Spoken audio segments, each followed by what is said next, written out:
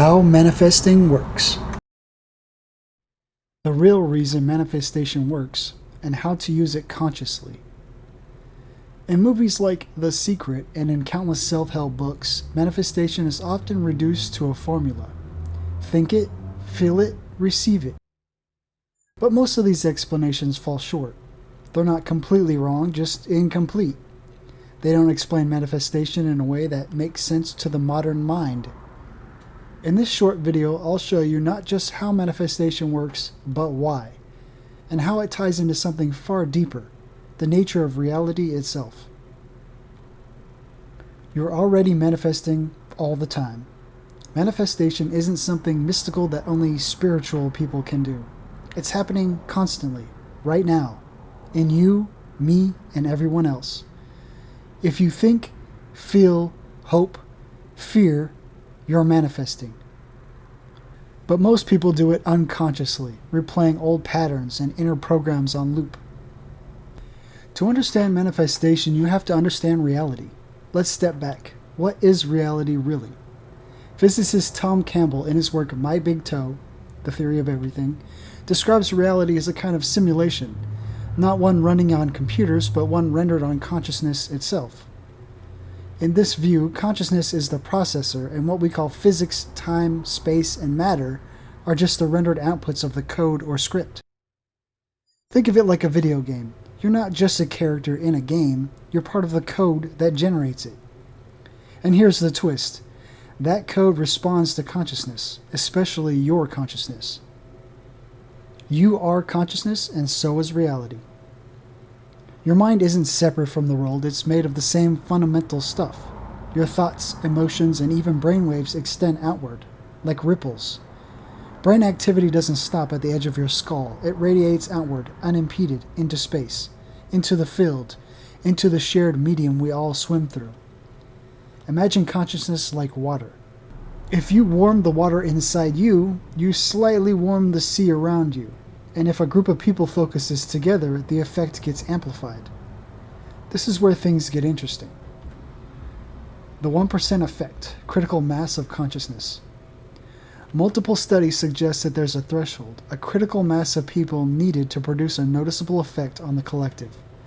It's often around 1% of the population, or even more precisely, the square root of 1%.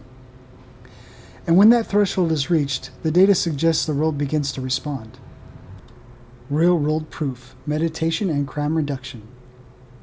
In 1993, over 4,000 people trained in transcendental meditation gathered in Washington, D.C. to meditate with a single shared intention: reduce violent crime. And it worked. According to an independent review board of law enforcement and researchers, violent crime dropped by 23% during the final week of the experiment, exactly as predicted. Even the D.C. police became co-authors on the study. The film What the Bleep Do We Know mentions this. And that's just one case. In Merseyside, England, from 1988 to 1992, large group meditation was linked to a 13% drop in crime, while national crime rose by 45%. Over 255,000 fewer crimes occurred than expected during this period. Other studies across different cities showed consistent drops when meditation groups hit the 1% or the square root of 1% participation threshold. This is manifestation at scale. So what does this mean for you? It means that your thoughts matter. Your feelings ripple out. Your beliefs do more than shape your mindset. They shape your world.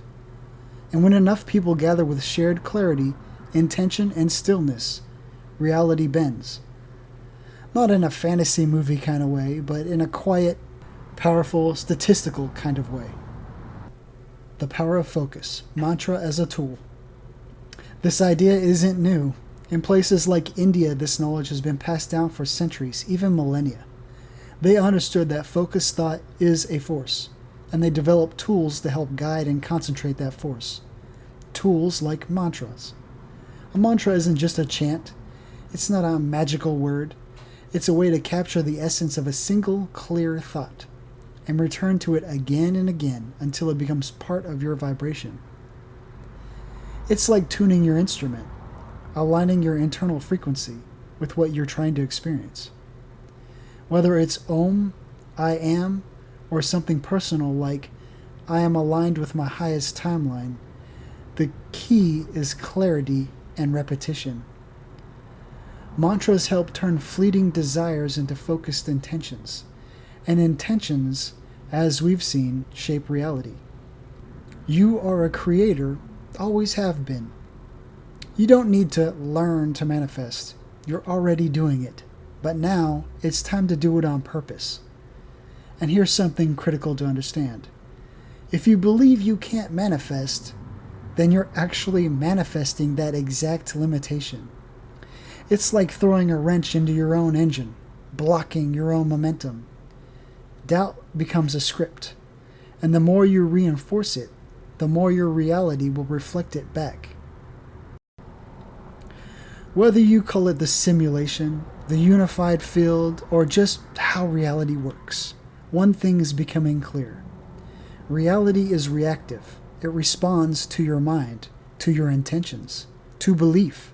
It responds to you, because you are it, and it is you. If this resonated with you, feel free to like or subscribe and share your thoughts below. Thank you.